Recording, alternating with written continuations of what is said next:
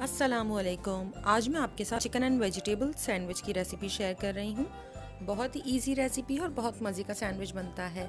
आजकल बच्चे खाना खाने में बहुत तंग करते हैं, तो आप उन्हें इस तरह से वेजिटेबल ऐड कर सैंडविच बनाकर दे दें। ये उनके लिए कंप्लीट मील है। तो आइए शुरू करते हैं। बोनलेस चिकन 1 पाव, इसे जूलियन कट कर लीजिए।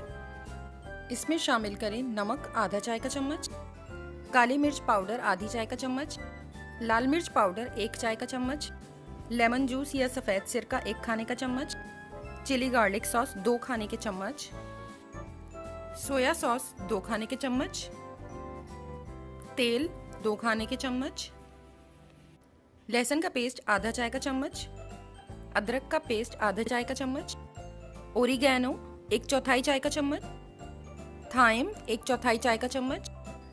अगर आपके पास थाइम और ओरिगैनो सेपरेट नहीं है तो फिर आप मिक्स्ड इटालियन हर्ब्स की आधी चाय का चम्मच इस्तेमाल कर लें। तमाम चीज़ों को बहुत अच्छी तरह से मैरिनेट कर आधे घंटे के लिए छोड़ दें। आधे घंटे के बाद मैरिनेटेड चिकन को फ्राई पैन में डालकर कुक कर लें। 1 से 2 मिनट तक चिकन को स्टिर फ्राई करें।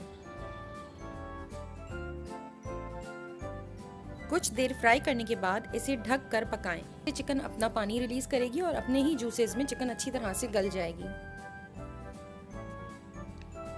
जब चिकन ऑलमोस्ट ड्राई होने लगे तब आप इसके अंदर शामिल करें 1 दरमियानी प्याज, 1 दरमियानी शिमला मिर्च और 1 दरमियाना टमाटर। वेजिटेबल्स ऐड करने के बाद इसे 1 से 2 मिनट तक तेज़ आंच पर स्टर फ्राई करें और ये रेडी हो जाएगी। वेजिटेबल्स आप अपनी मर्ज़ी से चेंज कर सकते हैं। मशरूम स्लाइसेस, कॉर्न या फिर आप कैबेज भी इसमें इस्तेमाल कर सकते हैं।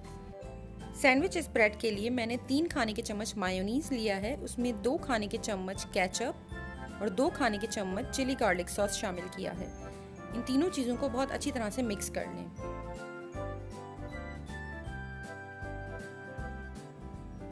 सैंडविच के लिए आप किसी भी किस्म के डिनर रोल, ब्रेड्स या बन्स इस्तेमाल कर सकते हैं।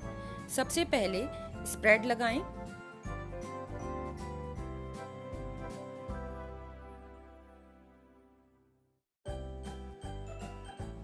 इसके बाद सलाद पत्ता रखें और वेजिटेबल की फिलिंग रखें। मैंने इसमें चिकन फिलिंग के अलावा और कोई टॉपिंग ऐड नहीं की है, बट आप अगर चाहें तो इसमें ऑलिव स्लाइसेस, घरकेन, हैलापिनो पेपर या फिर चिली फ्लेक्स स्प्रिंकल कर दें और इसे कवर कर सर्व करें। अगर आप चाहें तो इसे ग्रिल भी कर सकते हैं। तैयार सैंडविच को आप क्लिंग रैप में फोल्ड करने के बाद इसे लंच में भी दे सकते हैं। अगर आपको ये रेसिपी पसंद आए तो प्लीज़ लाइक, कमेंट और शेयर करना ना भूलें और साथ ही मेरे चैनल को सब्सक्राइब ज़रूर करें। Thank you.